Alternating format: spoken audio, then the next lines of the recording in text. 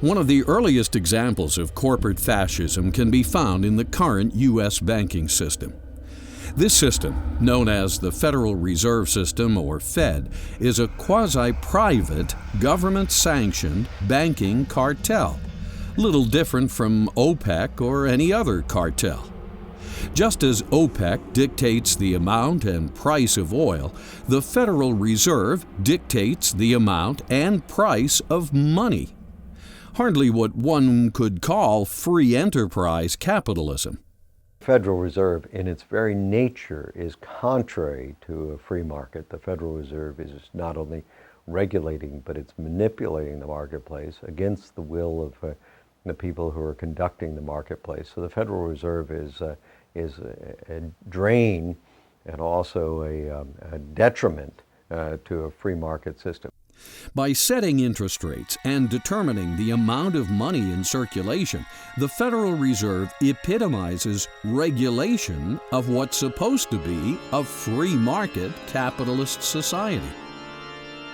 This cartel presents the illusion of working for the general welfare, but in reality, it always acts in the best interests of not only itself, but its prime lenders and borrowers, the U.S. government, the major New York banks, and the multinational corporations.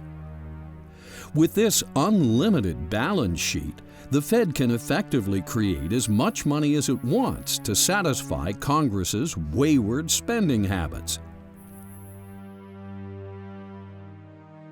This money, known as legal tender, is money not backed by gold, but created by mere government fiat, and now mandated as payment for all debts, public and private.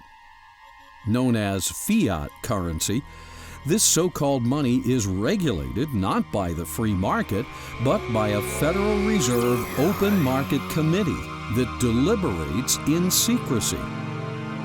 It is the Federal Reserve System that is at the heart of endless bailouts and the too-big-to-fail syndrome, a system that creates endless amounts of money that fuels wars and the fascist globalist agenda by basically two mechanisms: monetizing debt and fractional reserve. The gold and silver standard the United States had was an enormous blessing for this country.